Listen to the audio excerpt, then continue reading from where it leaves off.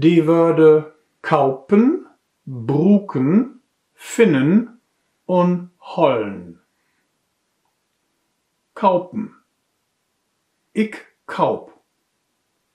Du köfst. He et köf. Wie se kaupt.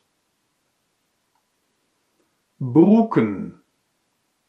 Ik broek. Du brücks. He et brück. Wie se brukt. Finnen.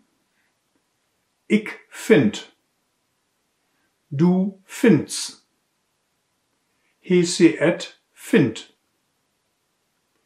Wie se find. Hollen.